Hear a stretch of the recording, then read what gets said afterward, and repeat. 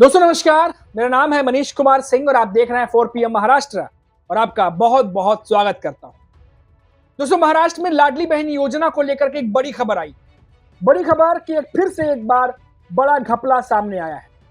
दोस्तों महाराष्ट्र में लाडली बहन योजना को लेकर जितनी चर्चा रहती है शायद महायुति सरकार में किसी और योजना को लेकर की चर्चा रही हो।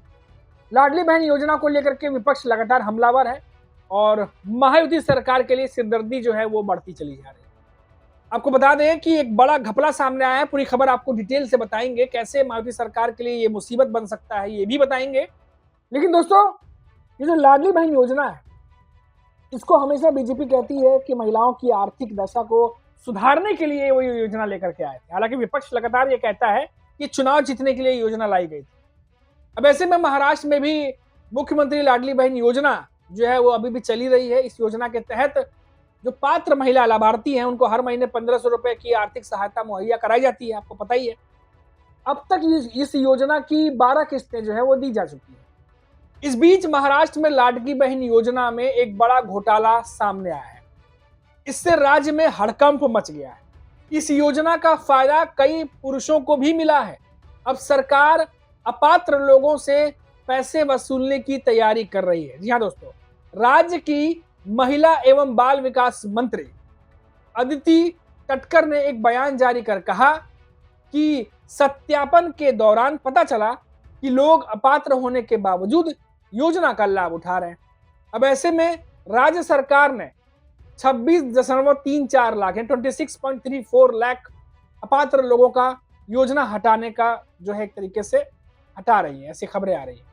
अब बता दें कि जून 2024 में महाराष्ट्र सरकार ने राज्य में महिलाओं की आर्थिक स्वतंत्रता को बढ़ावा देने के लिए इस मकसद से मुख्यमंत्री माझी लाडकी बहन योजना की शुरुआत की थी। विपक्ष लगातार कहता रहा कि तो चुनाव जीतने के लिए लाया गया है। बहुत बवाल हुआ, आपको पता ही है। महायुति जीती तो उसने बहुत ज्यादा श्रेय जो है वो लाडकी बहन योजना को ही दिया। अब देखिए दोस्तों, इस योजना के तहत महाराष्ट्र में 21 से 65 साल तक के जो पात्र महिलाएं हैं उनको हर महीने 1500 रुपए की वित्तीय सहायता मुहैया कराई जाती थी, आपको पता ही होगा। 21 से 65 साल की जो महिलाएं हैं। अब अदिति तटकर जो है उन्होंने सोशल मीडिया प्लेटफॉर्म पर एक्स पर कहा कि जांच पड़ताल में पता चला कि कुछ लाभार्थी कई योजनाओं का फायदा उठा रहे थे। कुछ परिवारों में 2 से अधिक लाभार्थी थे। वहीं कुछ मामलों में तो पुरुषों ने भी इस योजना के लिए अप्लाई कर दिया था। उन्होंने आगे बताया कि महिला एवं बाल विकास जो सभी सरकारी विभागों में से आवेदन करके पात्रता की जांच करने की जानकारी मांगी थी। सूचना एवं प्रौद्योगिकी विभाग ने बताया कि करीब 26 लाख लाभार्थी अपात्र होने के बावजूद इस योजना का फायदा उठा रहे थे।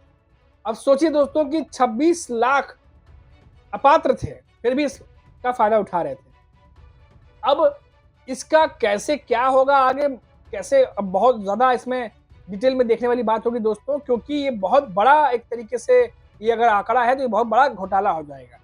इकोनॉमिक टाइम्स में छपी खबर के मुताबिक करीब 26 लाख अपात्र लोगों के अकाउंट अस्थायी रूप से निलंबित कर दिए गए हैं। इसके अलावा करीब 2 लाख के करीब 2 लाख करोड़ जो पात्र लाभार्थियों को जून 2025 की किस्त जो है वो मिल गई है। और आपको बता दें कि जिला अधिकारी जो हैं, अब खबर है कि वो जांच पड़ताल करेंगे। जिन लोगों के अकाउंट सस्पेंड हुए हैं उनके अकाउंट की जांच पड़ताल संबंधित जिले के लिए जो जिलाधिकारी हैं वो करेंगे। अगर सत्यापन में पात्र पाए जाते हैं तो फिर से सस्पेंड हुए अकाउंट को फायदा मिलना शुरू हो जाएगा। अगर अपात्र हैं तो फिर आगे की कार्रवाई जिस तरीके से कही जा रही है वो हो सकती है। वहीं कहा जा रहा है कि गलत जानकारी देकर फायदा उठाने वालों के खिलाफ राज्य सरकार अब कड़ी कार्रवाई कर सकती है। इस कड़ी कार्रवाई में क्या क्या कर सकते हैं ये तो अभी फिलहाल ज्यादा जानकारी नहीं दी गई है।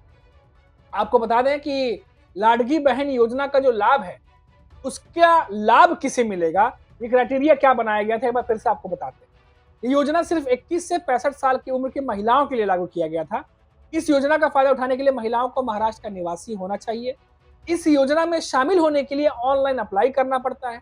सभी विवाहित, अविवाहित, तलाकशुदा महिलाएं इस योजना का फायदा उठा सकती हैं। योजना का फायदा उठाने के लिए महिलाओं का किसी भी बैंक में अकाउंट होना बेहद जरूरी है। वही महिला के परिवार की सालाना इनकम 2.5 लाख रुपए से ज्यादा नहीं होनी चाहिए। ये योजना उन महिलाओं पर लागू नहीं है जो किसी अन्य सरकारी योजना का फायदा उठा रही हैं। अब इस योजना का फायदा उठाने के लिए आधार कार्ड, पहचान पत्र, बैंक अकाउंट, जाति प्रमाण पत्र, निवास प्रमाण पत्र, उम्र का सत्यापन certificate, ration card, passport size photo, आय प्रमाण पत्र, जन्म प्रमाण पत्र और वोटर आईडी जरूरी है। अब दोस्तों, जिन परिवारों की इनकम 2.5 लाख रुपए से ज्यादा है, ऐसे में लोग अप्लाई नहीं कर सकते। वहीं अगर परिवार में इनकम टैक्स फाइल करते हैं तो वो लोग भी योजना के लिए पात्र नहीं है। वहीं अगर परिवार के कोई सदस्य राज्य सरकार या केंद्र सरकार के कर्मचारी हैं तो ऐसे लोग अप्लाई नहीं कर सकते। ट्रैक्टर जो है को छोड़कर जिन परिवारों के पास 4 पहिया वाहन है, ऐसे लोग इस योजना का फायदा नहीं उठा सकते। तो कई सारी चीजें जो है वो बताई गई थी, लेकिन इसके बावजूद भी सिर्फ इस बार नहीं, इससे पहले भी देखा गया कि कई सारे लोग अपात्र होते हुए भी इस योजना का फायदा उन्होंने उठाया। और अब तो पुरुषों की बात भी सामने आ रही है। तो ऐसे में सवाल ये उठता है कि जितना दोषी वो लोग थे, जानते हुए कि वो अपात्र है फिर भी फायदा उठाए, क्या उतना ही दोषी सरकार के वो कर्मचारी या वो लोग नहीं जिन्होंने इस पूरे प्रोसेस को आगे बढ़ाया? क्योंकि एक एक चीज को जांचना परखना भी सरकारी अधिकारियों का कर्तव्य होता है कि जब ये योजना लागू की जा रही है तो सही तरीके से सही लोगों को, जो वाकई में जो लाभार्थी है या जिनको योजना का लाभ पहुंचना चाहिए, उन तक पहुंच रहा है या नहीं पहुंच रहा, क्या यह सुनिश्चित करना सरकार की जिम्मेदारी नहीं है? 2024 साल 2024 के नवंबर के बाद ही रिजल्ट आ गया था। उससे पहले से 3 महीना पहले से ये जो योजना ये चल रही है।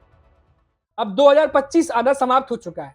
इतना समय कैसे लग गया ये तमाम डिटेल सामने आने में कि इस गलत तरीके से भी लोग जो है वो फायदा उठा रहे हैं? आखिर सरकार की जो नीतियां हैं या फिर जो सरकार के जो कर्मचारी हैं या सरकार की जो मंशा है, क्या वो पहले से ही इसकी तैयारी नहीं कर सकती थी?